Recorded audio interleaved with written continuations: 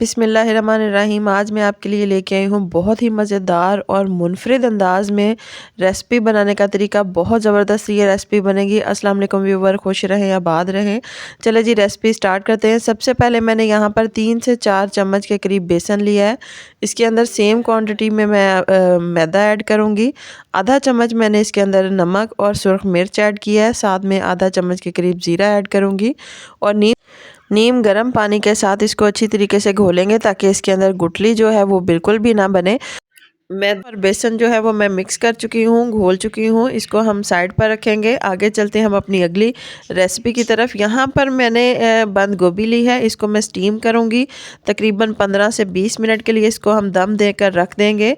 यहाँ पर मैंने पैन लिया है। पैन के अंदर 2 चम्मच मैंने और कुकिंग ऑयल ऐड किया है। 1 से 1.5 चम्मच मैंने अदरक लहसुन का पेस्ट ऐड किया है। इसके अंदर अब मैं कश किए हुए मैंने नॉर्मल साइज़ के आलू थे वो कश किए हुए मैं इसके अंदर ऐड करूँगी। इनको अच्छी तरीके से हम मिक्स करेंगे और बिल्कुल सिंपल अभी इसी तरीके से मैं इसको भून लूँगी। यहाँ पर मैं इसके अंदर ऐड करूँगी नमक। अब नमक के साथ मैं इसको 2 से 3 मिनट के लिए भूनूँगी ताकि नमक के साथ ये आलू का जो पानी है वो मज़ीद और निकले और इसको मैं अच्छी तरीके से भून लूँ। यहाँ पर हम स्पाइसेस ऐड करेंगे। सबसे पहले मैंने थोड़ी सी सुरख मिर्च ऐड किया है, फिर चाट मसाला ऐड किया है, थोड़ा सा मैंने ज़ीरा ऐड किया है, 1 चम्मच मैंने चिकन पाउडर ऐड किया है। यहाँ पर मैंने एक प्याज मैंने इसके अंदर ऐड किया है और 1 कप के करीब गाजर और शिमला मिर्च दोनों मैंने सेम साइज़ में कट की हैं। इनको मैं अच्छी तरीके से भून लूँगी ताकि गाजर जो है वो भी सौते हो जाए। सॉरी, यहाँ पर मैं हल्दी ऐड करना भूल गई थी। हल्दी भी इसमें अंदर मैं थोड़ी सी ऐड करूँगी। अब इसको हम भूनेंगे ताकि जो गाजर है और शिमला मिर्च है वो अच्छी तरीके से सौते हो जाए और इसके अंदर हम मसाले जो हैं वो मैंने ऐड किए वो मिक्स हो जाए। यहाँ पर मैंने आलू बुखारे की चटनी ऐड की है। इसके साथ मैं थोड़ा सा पानी ऐड करूँगी ताकि जो सब्जियां हैं वो हमारी जो वो अच्छी तरीके से गल जाएं। मज़ीद इसको 5 से 6 मिनट के लिए इसको भून लेंगे। सारा का सारा मैं भून चुकी हूँ। मसाला मेरा तैयार हो चुका है। अब इसको रखेंगे हम साइड पर ताकि ये ठंडा हो जाए। आगे चलते हैं हम अपने अगले स्टेप पर। 20 से 25 मिनट हो चुके हैं। जो गोभी है वो स्टीम हो चुकी है और इसको मैं निकाल कर ठंडा कर लूँगी। यहाँ पर मैंने ठंडा करके इसके सारे जो पत्ते हैं साइडों से, ये देखेंगे मैंने साइडों से पत्ता इसका निकाला है, इसको हम रिमूव कर देंगे। हम इसको वेस्ट कर देंगे। बाकी जो पत्ते हैं वो सारे के सारे मैं निकाल लूँगी आहिस्ता आहिस्ता। बिल्कुल भी इस तरीके से नहीं टूटते। इस तरीके से इसको अलहदा करने का मकसद ये होता है कि इस तरीके से पत्ते बिल्कुल नहीं टूटते और जो शेप आप बनाना चाहते हैं वही बनती है। यहाँ पर मैं पत्ते अलहदा कर चुकी हूँ और मैंने जो वेजिटेबल्स बनाई हैं वो भी मैंने ले ली हैं। अब इनको हम रैप करेंगे।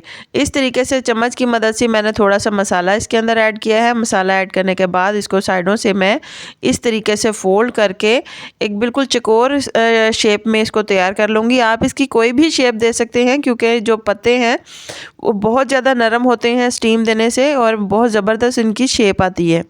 यहाँ पर सारे ये तैयार कर चुकी हूँ। अब हम चलते हैं अपने अगले स्टेप पर। यहाँ पे मैंने जो पेस्ट बना के रखा था बेसन और मैदे का, एक एक करके मैं इसके अंदर डिप करती जाऊँगी। डिप करने के बाद हम इसको करेंगे फ्राई। दूसरी साइड पर मेरा ऑयल गर्म हो चुका है। गर्म करने के बाद हमने इसके अंदर बारी बारी ये सारे डिप करके हमने इसके अंदर ऐड करते जाना है। सारे ऐड करने के बाद हम इसको गोल्डन ब्राउन होने तक कुक करेंगे। सारे के सारे मैं आहिस्ता आहिस्ता इसके अंदर मैं ऐड कर चुकी हूँ। ये देखें बेहतरीन सी इनकी शक्ल भी आई है और देखने में भी ये बहुत ज़बरदस्त लग रहे हैं। आप इसको ट्राई करेंगे, खाने में भी और भी ज़्यादा मज़े के हैं। सारे मैं इसके अंदर ऐड कर चुकी हूँ। ऐड करने के बाद ये हल्के से गोल्डन ब्राउन हो चुके हैं। मैं स्पैचुला की मदद से इनकी साइड चेंज कर दूँगी ताकि दूसरी साइड से भी ये गोल्डन ब्राउन हो जाए। सारी ये तैयार हो चुकी हैं। अब इनको मैं निकालूंगी। ये देखें इनकी कितनी खूबसूरत इनका कलर आया है। अब इसको मैं प्लेट में निकालूंगी। अब इसको मैं कट करके भी आपको इसको अंदर से दिखाऊंगी कि किस तरीके से इनकी वेजिटेबल्स जो हैं वो सारी नज़र आ रही हैं। बाहर से भी ये पक चुका है, अंदर से भी ये पक चुका है।